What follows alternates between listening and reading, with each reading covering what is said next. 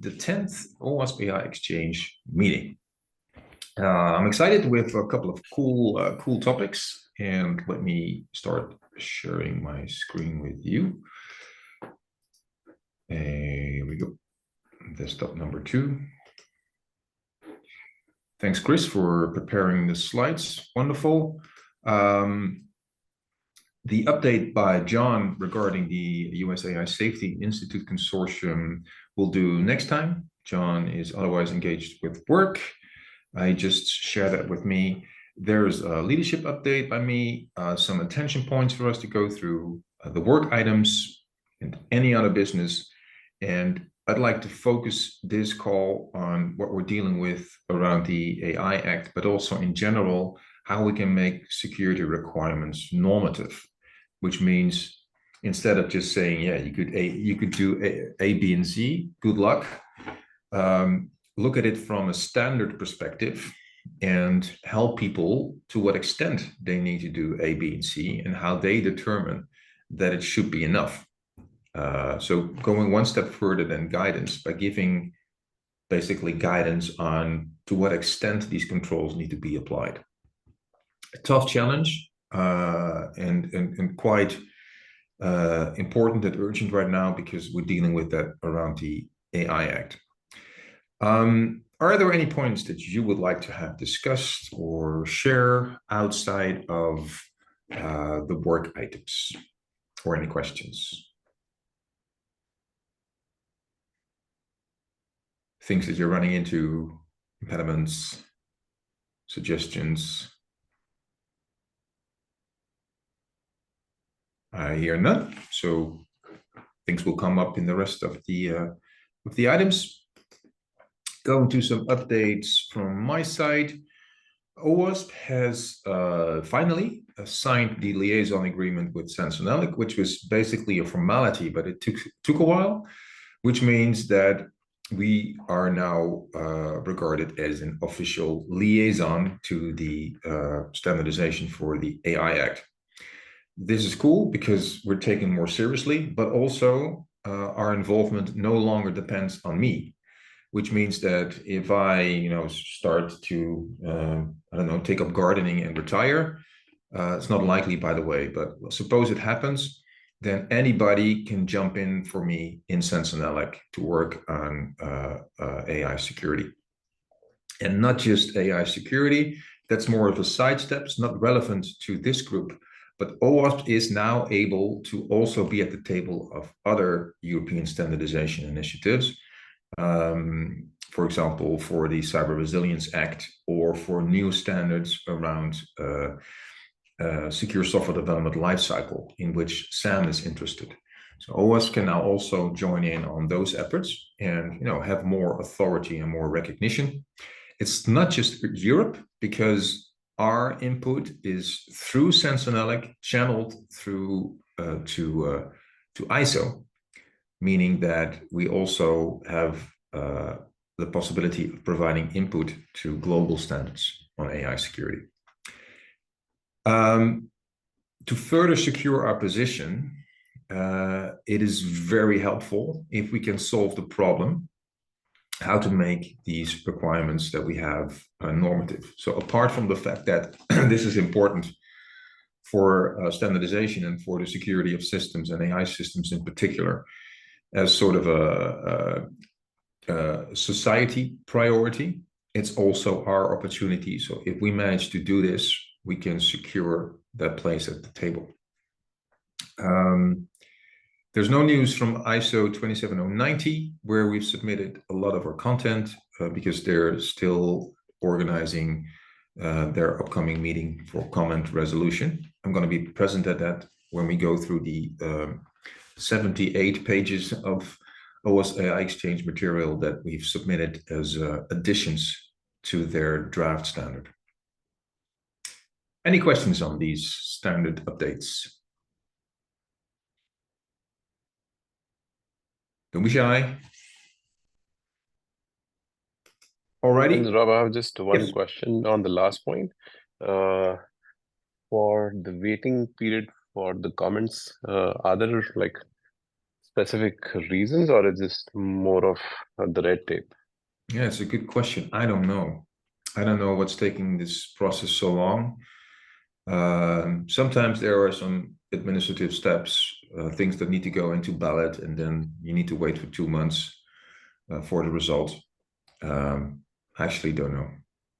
But if it takes any longer, I'm going to find out, because this is also an urgent item. Right, about attention points, to go over them. Slack is our main communication channel. Visit it regularly. If you have no more to-dos, please look at the review table in the Google document and claim a part of the exchange for you to review. We're already starting doing that, working towards version 0.9. If you're unavailable, share it, like, for example, Nicholas did or Benas did. It's not mandatory, but it's helpful. Now, for example, I know that Benas will not be able to provide an update on her red teaming work. It's just helpful to know if people are not available. Let me know, or Chris or John, if you have any impediments in collaborating, doing work for the AI Exchange, or let me know if I'm slow in following up things. Help make some noise for the exchange. I know that Aranish is looking into some possibilities, but if you find out something great or have to share something cool, use the socials and add a link to the exchange if that's relevant.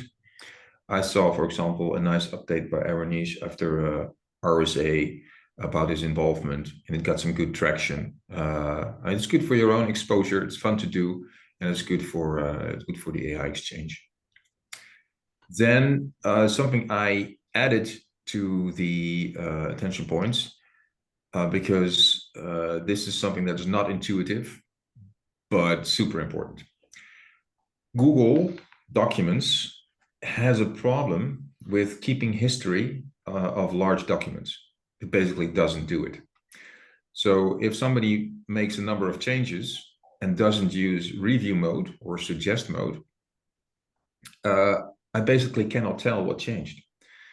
And there is some workaround, so Dan pointed me to it, which is going back to a snapshot, then saving that as a Word document, then reverting that, restore, and saving that as a Word document, and then doing a comparison. That's not fun. It's much better if we change the edit mode in the top right to suggest mode, because then it's clear to see what is changed and who changed it and when, and then it's easier to review, because the process is we review and then we integrate it into GitHub. But if I don't know what has changed, I don't know what to integrate into GitHub, and I don't know which parts to review. I guess it makes sense. Then going over work items, Dan has delivered. Thank you, Dan. Very happy with the updates on many of these topics. I will review them and integrate them, but what I looked at already was great. Owen, you added a section on model signing in supply chain management.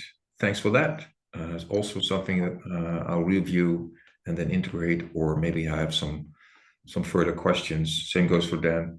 So we'll go a little bit back and forth, and then we can put it in production. So that's cool. Very happy with that.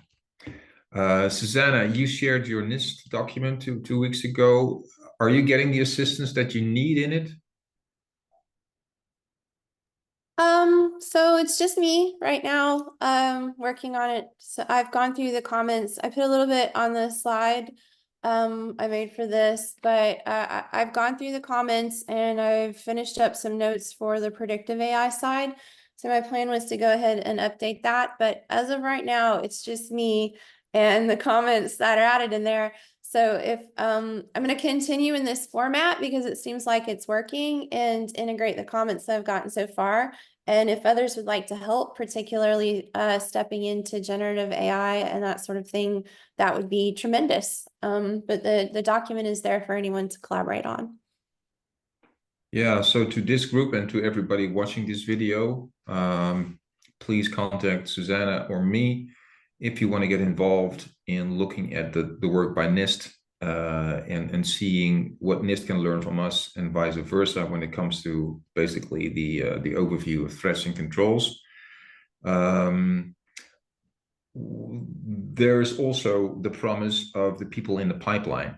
So Chris has recently got access to the people who entered forms that they wanted to get involved. And we have a little bit of a backlog there, which means that a number of new people could be joining the group who could be interested in joining Susanna's effort or other people's effort. The way we do this is people can submit, basically apply for the authors group. We have a conversation with them, not an interrogation, but we just want to know, what's your background, what's your affinity, what's your goal, what's your ambition? Can you commit to actually contributing? And then typically we add them to the authors group and introduce them to the work items, and hopefully they're gonna pick things up. And there were some great names in there, so Chris will be picking this up, and hopefully Susanna, you will have your help soon. I know you can do this all on your own, but it's also more fun to do this with a group, and you can have more perspectives on the matter, right? I really appreciate the vote of confidence, but I don't think one person should be doing this all on their own. I agree, So. but it's a good plan B. But let's not go for it. Thanks, Susanna.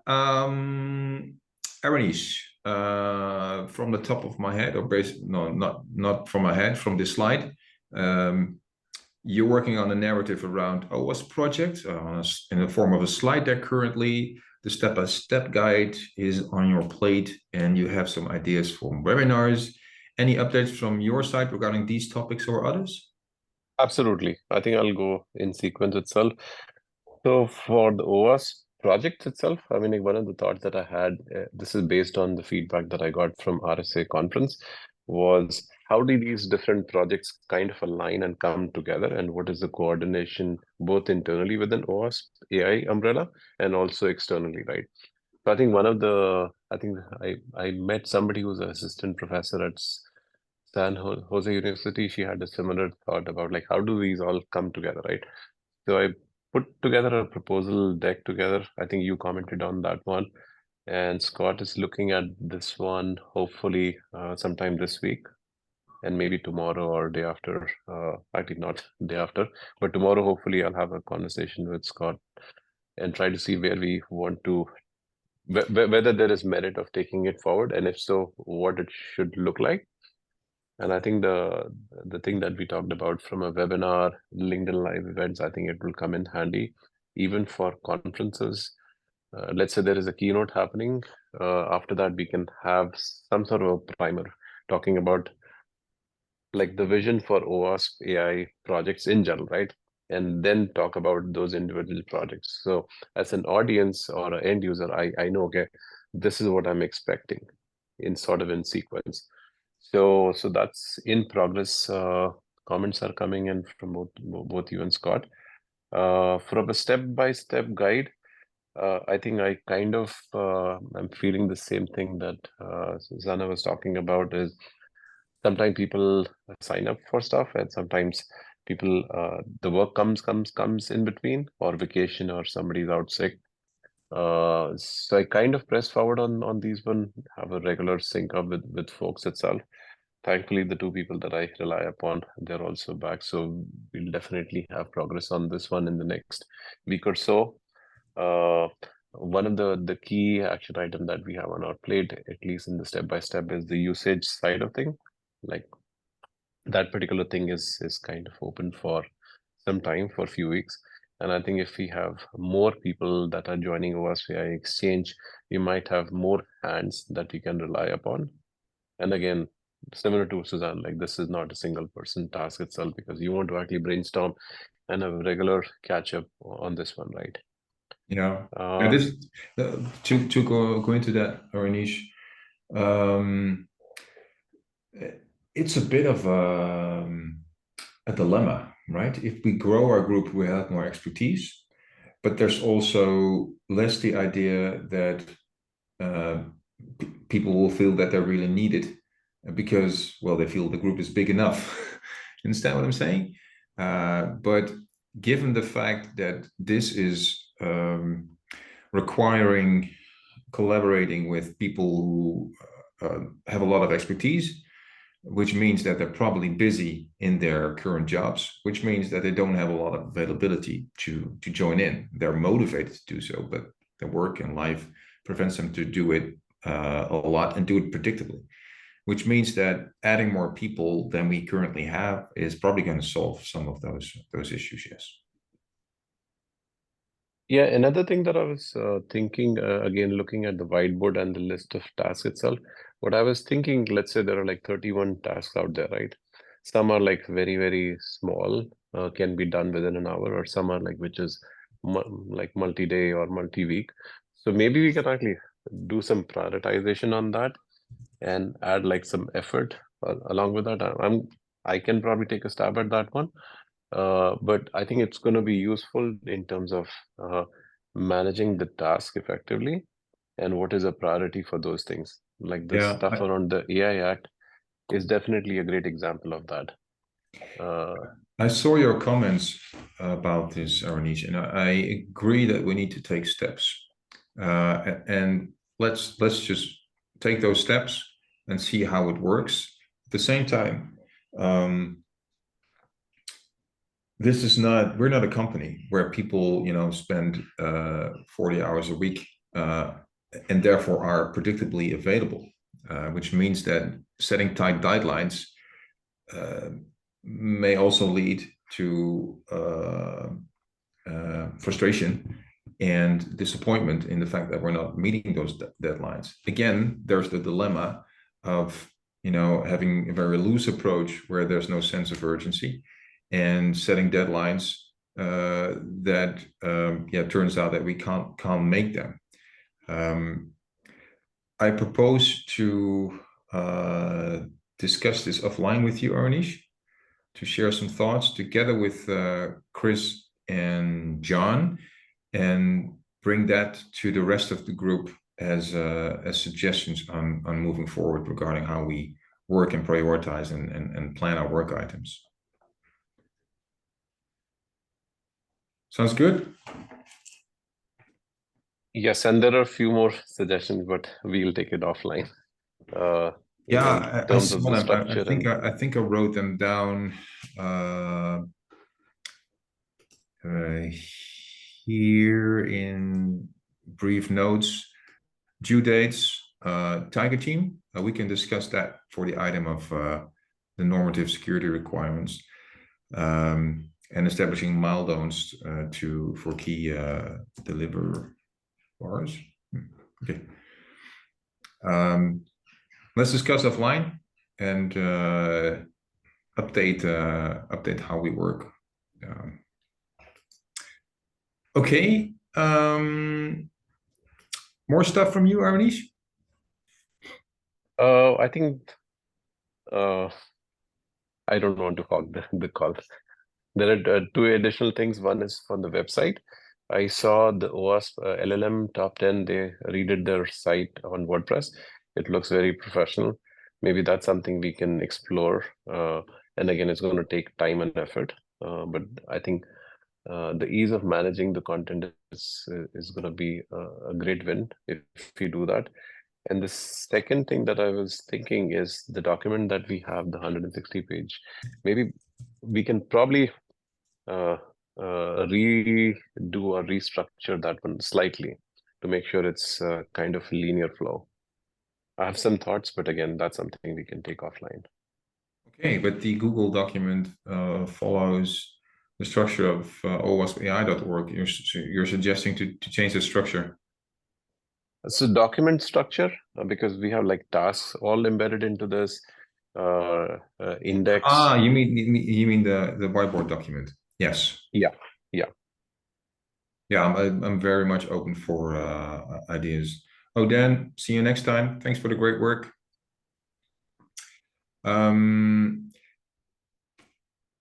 rewinding to the LLM top 10, they went to a specific system. You mentioned OneTrust. No, they went to WordPress, which is a hosting way of managing your contents. Like it's more of like a web platform. How do you spell that? WordPress, Word. Oh, WordPress. WR. Right, got Yeah. it. Of course.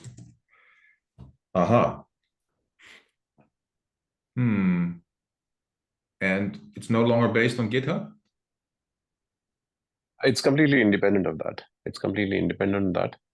I think it provides you the structure, and maybe there is a way of like connecting GitHub to WordPress where the contents are coming through that channel. But I think it's more of like a professional appeal to any project or any commercial website. Okay. How to evaluate this as an option? We can check with Steve and Scott how they actually did. I think it's Steve, and there is somebody within the team which was doing it. We can see how they actually got access to this one. If OWASP has a WordPress platform which we can get access to, because WordPress hosting definitely costs money. But if OWASP already has a platform, then we don't have to pay anything, right? It's more of like building it. Right. And you're saying it looks better and it's also easier to maintain regarding how you edit? Yeah, I mean, like I maintain my own business WordPress myself, and it adds so much improvements to your public-facing website.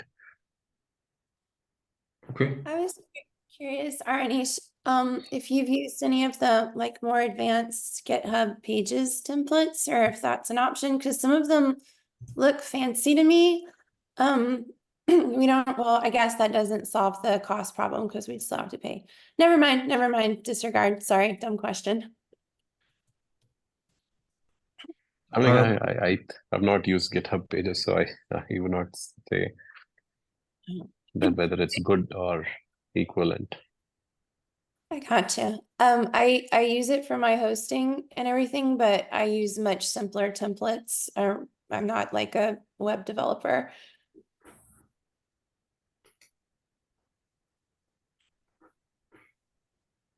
Who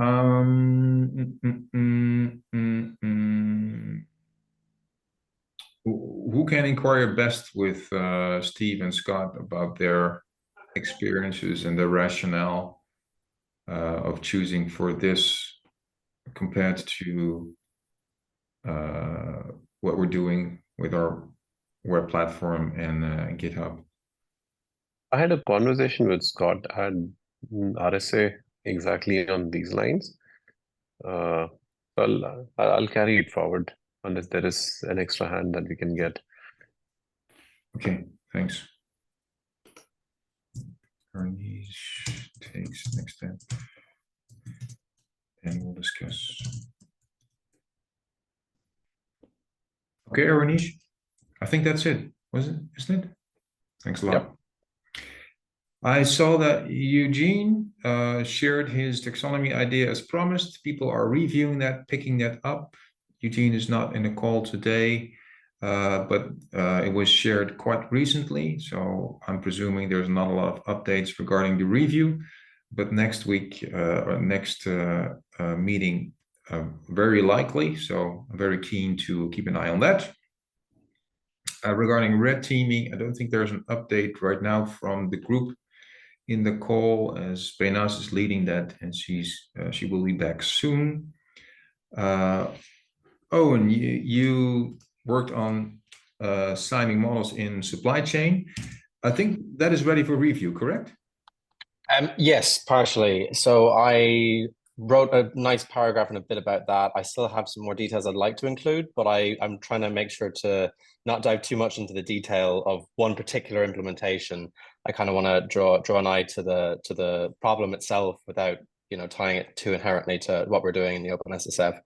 There's definitely I'm also adding some other stuff around the supply chain piece with data collection and everything, but I've thrown some more stuff in actually in the last 15 minutes or so, but that is mostly ready for review. And made it a little bit of massaging into the broader text, but I think the wording should hopefully be pretty good there. Good. I'll have a look and comment. Cheers, Rob. Thanks. Drawing tools. So Draw.io is something that some of you use. I know that Susanna uses it. I'm not familiar with it. I know that you can't do everything with it, but it's certainly popular. And what I need to do is try it. And to see if in my use case, I think I won't need PowerPoint anymore. And that will allow us to set that up as a basic way for us to change diagrams, unless I feel there's sort of a large learning curve. And then we need to, I guess, offer both PowerPoint and Draw.io as ways for us to make diagrams and visuals in the AI Exchange. Any ideas, suggestions regarding this topic? Yeah, sorry, I answered you kind of late in the Slack about this, but I like the drive for the collaboration reasons. I think it's pretty easy to use, but I'm happy to give a demo. If you can learn it faster, just messing with it, that's fine. I was gonna say, because I forgot to say there, that one of the advantages I think of using slides is that it standardizes the size for everything. So that's probably a consideration that we'll need to make if we're collaborating in Draw.io, so that we just make sure that we're making everything the same size. Because that's, or someone, you know, may be better at using that tool than I am, but that's really where I run into issues, is that if you don't start out with the right scale from the beginning, it can be difficult to change later. I see. That demo sounds like something we should do and record it, make it available for people.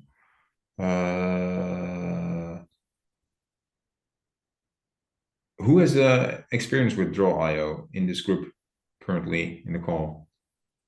I have used it extensively. Extensively. All right. Well, I was just going to say, then you can make all the diagrams, but you're already doing too much. So I guess we'll have to learn Draw.io. Wow. What don't you have experience with, Aranish? I'm handling go-to-market strategy for startups. That's the new thing.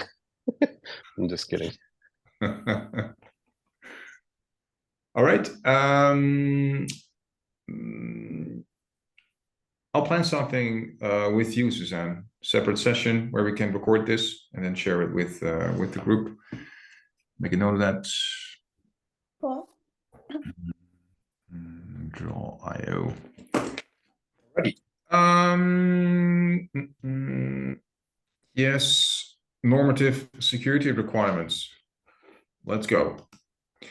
So what is this about?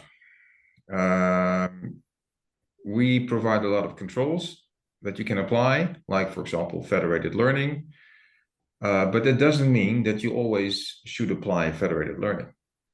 Federated learning is typically what you would do if there are different places where you collect data.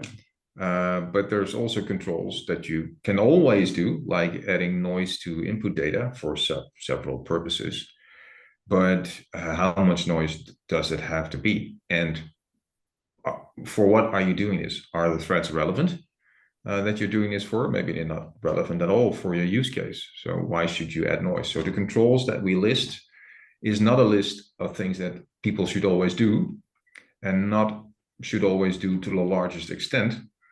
We need a way to be specific about to what extent people should apply these controls. And rate limiting is, for example, relatively easy. You can specify, so okay, put a limit to the rate of use per single user just above what you would expect as fair use of your system.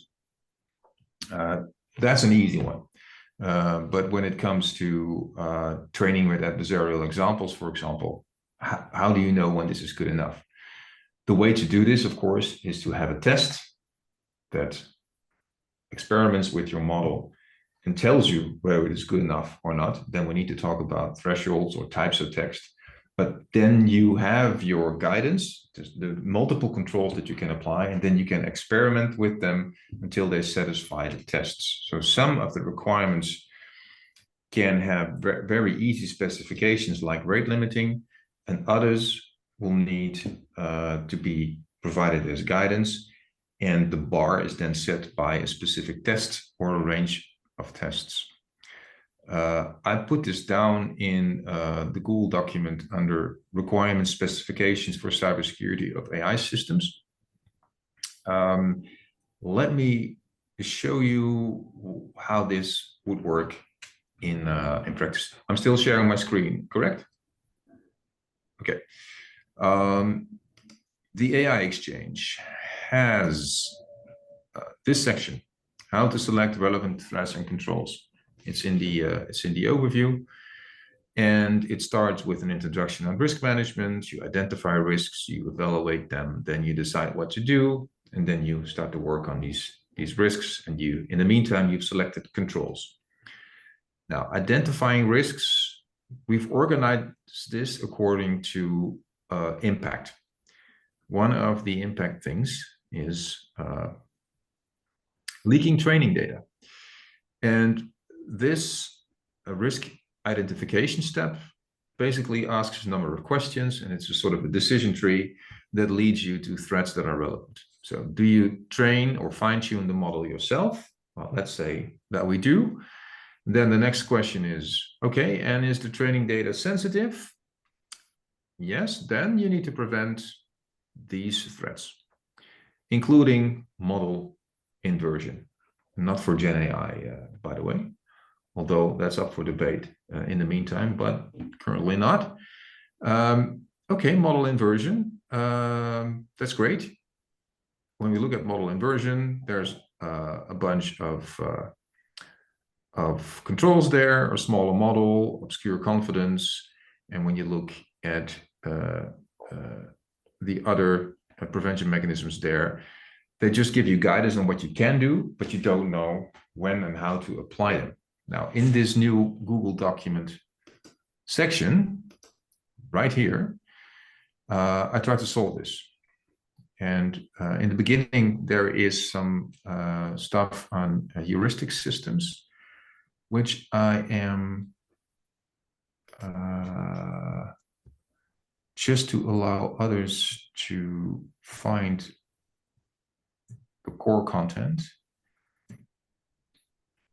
move down, bear with me.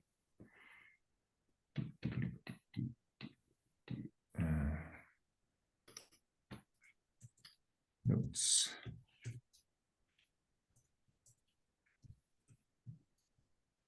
Okay. Going back to that section. Requirement specifications for cybersecurity of AI systems. It's organized like the AI Exchange is organized. It talks about general solutions. It uses the word solutions because that's terminology in the AI Act. But it's the same as controls. Solutions for threats through use, solutions for development environment threats, and solutions for threats in operation.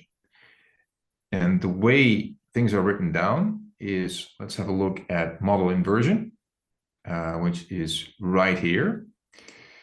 If model inversion is a threat, if your training data is confidential, we saw that we just went through the risk analysis and we identified this as a relevant threat for a specific system that we're currently working on.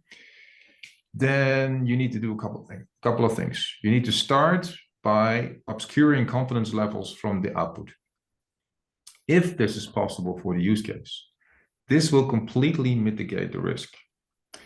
If this is not possible, well, then you need to add rate limiting. You need to have appropriate access controls to the model to limit the number of people who have access to your model to execute this threat. You need appropriate detection mechanisms for model inversion, and then appropriate mechanisms include, that's something that we need to write or collect from what we already have. But we cannot put a list of 5 references there. We need to be more specific.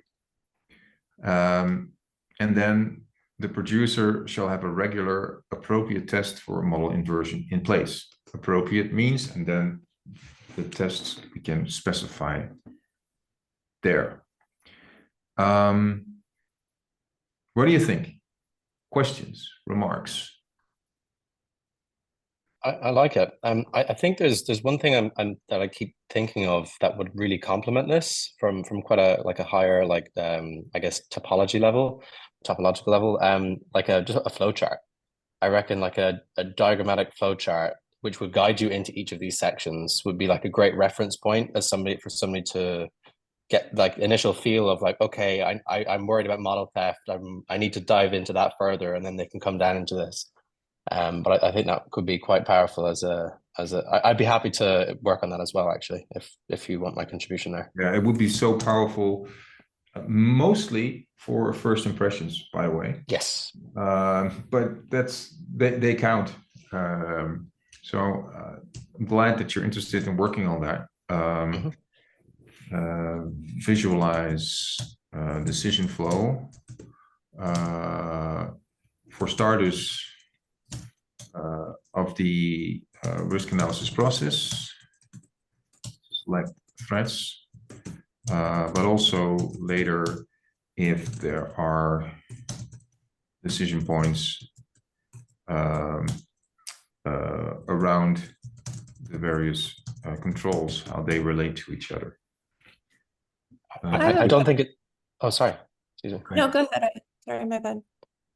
Oh, okay. All I was going to add there is I don't think it solves the granular nature of like some of like what is, you know, how much noise would be injecting into something, how robust should a model be. It doesn't solve those instances, but I think it definitely helps guide the eye to a more detailed conversation. And it might be handy just to navigate it, but that's all I was going to add. Yeah, if I've shared this this piece of text with a number of people, and I know for sure that if it would have been a decision tree, some flow chart, it would have gotten more engagement because people just simply don't like text. I think. I think Susanna, who was first? Erwinice or Susanna? Who wants to go first? I'll go ahead Oh, real quick. I just Susanna. have a question. Oh wait, am I ever talking again? Sorry. I just had a quick question, because this is kind of what I was getting at thinking around the FMEAs before, because we need a way to this is all very granular, like people have been saying. I'm wondering if there's a way for us to have references to what the decision criterion for each one of these might be, or set of criteria. So for example, or how we develop that. If there's literature for that, I'm missing it. So I wanted to see if anyone knew about that, because I understand we're looking specifically at how do we know that a standard is enough, but I'm actually trying to figure out how do we actually measure if we know what we know, if that makes sense. So if anyone could point me to any literature on that, I would really appreciate it, because I'm not finding it. And as Rob pointed out in the Slack, there's not really a lot of good work on FMEAs and that sort of thing for safety critical software engineering, at least not that I can find that's applicable for our use case. Oh. Does anybody know of any?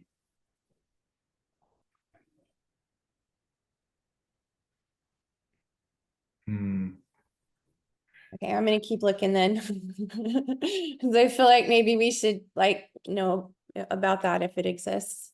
That's all. Oh, let's find a way to explore. Maybe we should just put the question out there, and engage the community. Maybe. I mean, mentioning FMEA might trigger people, especially around this topic, especially if we have a draft of this ready, and people can have a look at it and share what they find and see how they can, if they can help us with incorporating FMEA in this. Okay, I think the shell statements are helping me wrap my head around the structure of how this needs to be a little bit more. So I'm going to take a look at it over the next couple of days and see what I can come up with. Please.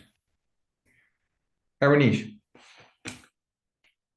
Yeah, I think I don't want to mispronounce the name, but I'm gonna Ian. My name? Yeah, I don't want to mispronounce. So Owen, Owen, you can pronounce it like that. So one of the suggestions that you were talking about was exactly my thought process when I was looking at presenting at RSA. And I was started looking at how do I make it very visually appealing and more of a visual aid. People can actually have a touch and feel rather than like reading through the text. I have like some initial thoughts on this one. In fact, like I did like some napkin drawing on that one. I'll be more than happy to actually share with those things, but I think it's going to be very important to have a linear flow, right? I mean, like, what are the threads? What are the impact? And if you can actually kind of a decision tree, like a sort of a flow chart in terms of how do you think about these things, I think it's going to be very, very, very valuable. And that's something we can leverage in other places also. Absolutely. Yeah, love to pick your brain on that. To comment on that, the decision tree is work that's almost in place in terms of text. We can translate it into a diagram that will make it more attractive and easier to use probably. The biggest question is, okay, what's next? Once you know when a threat applies, like model inversion, and you have the set of controls, how are we going to specify to what extent these controls need to be applied? There's a bunch of things to where we need to become specific. Oversight is a tough one. Is it an old hand, by the way, Arnish? Okay, I'm guessing so. It's funny, you looked to the side and that the hand was there on the screen, so was cartoonish. Let's skip this one. That's a bit of an odd one out, and the same goes for minimizing data and management systems. I want to go for the more of the technical controls. Yeah, let's look at this one. When using predictive AI, an evasion is a threat, and this depends very much on the situation. Of course, in adversarial machine learning, there's a lot of talk about evasion attacks, but in many of the AI use cases, there's just not a sensible use case or attractiveness or reason for an attacker to do an evasion attack. Of course, there are situations in which this is a problem.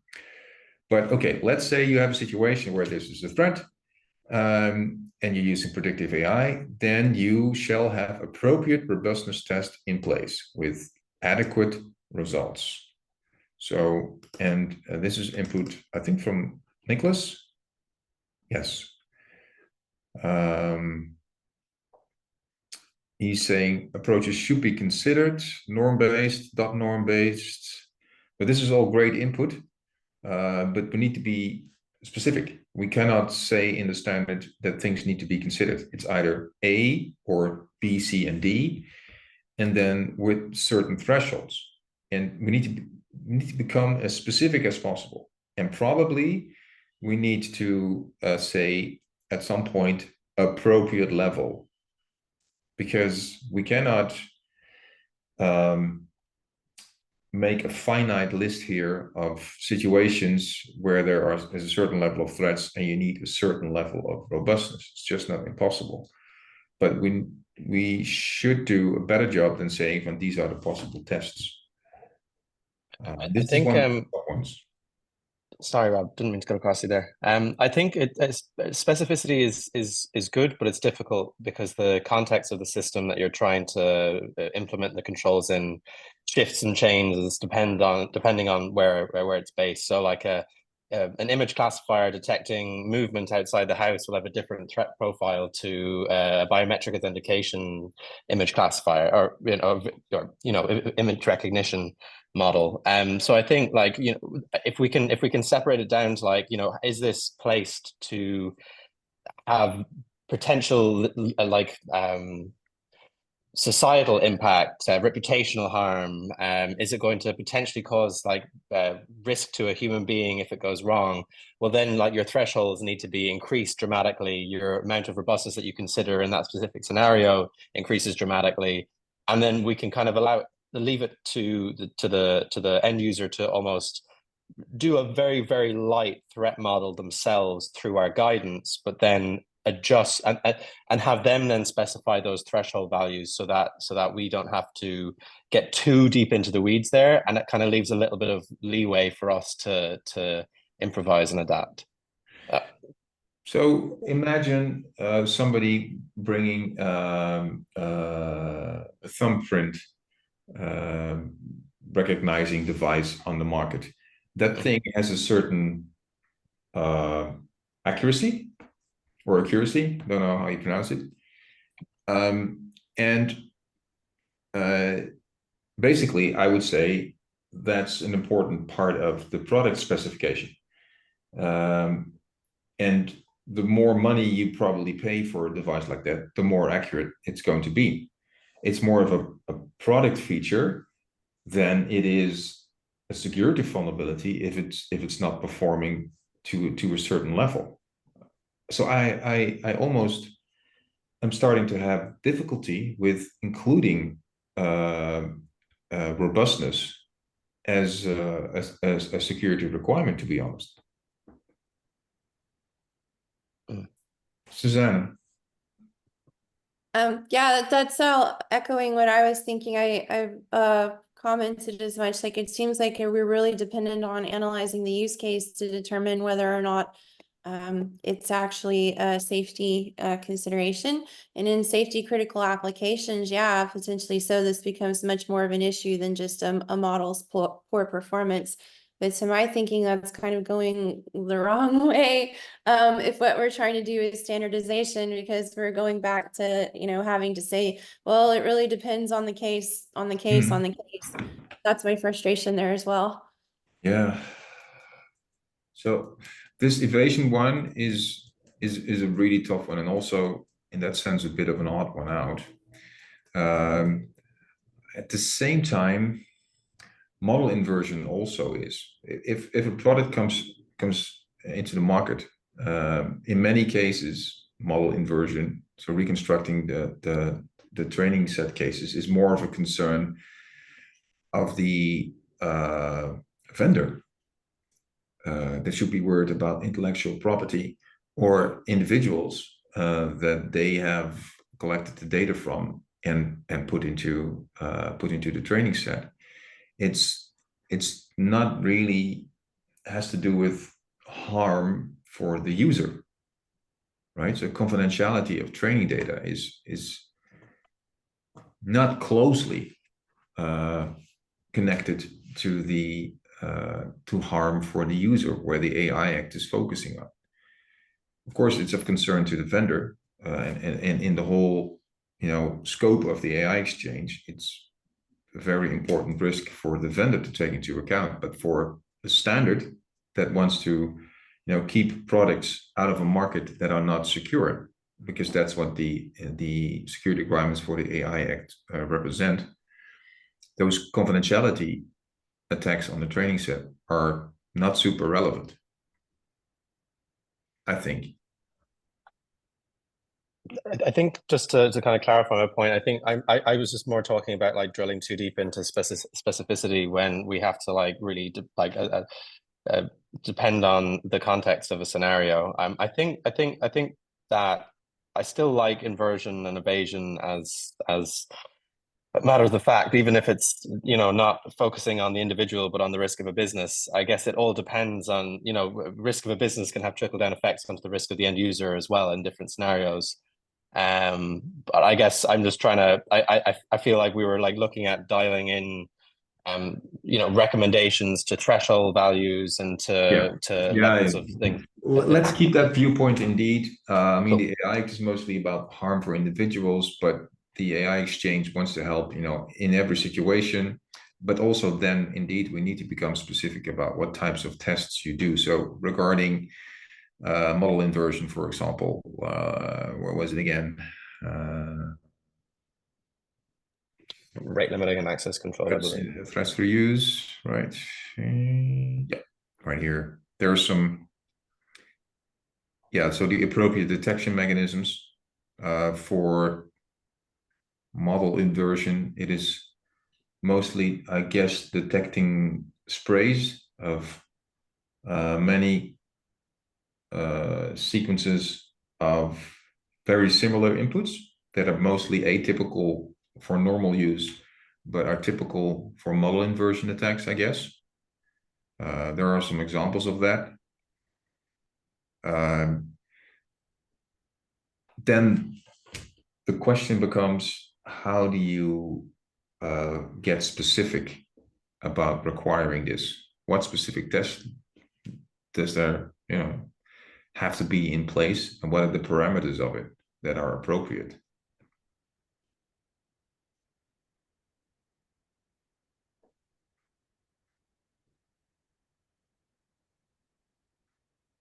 Waiting for an answer? Might be waiting a while. Food for thought. Food for thought. Yeah, I think we all get the issue here, and Evgenia, I would really appreciate also your input in this this matter. I know this is in your domain. How to become specific about the type of tests that need to be in place with the vendor or need to be performed by the conformity assessor in order to see if it's sufficiently protected.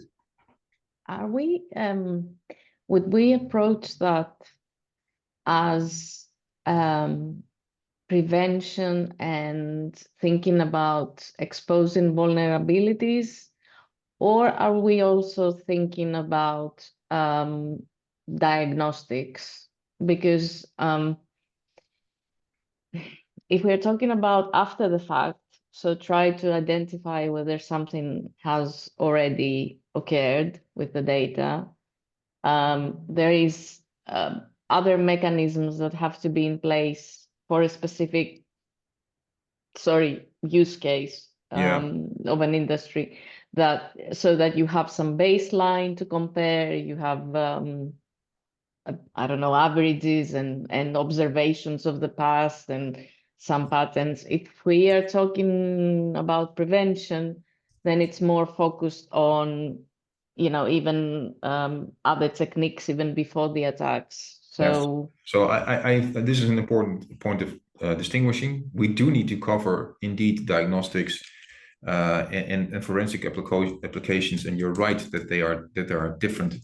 But primarily the standard is concerned about the prevention in place for detection mechanisms and other preventative mechanisms such as adversarial training and things like that. And we could have thresholds for, I'm guessing, the type of threshold that, sorry, bell stalling for someone.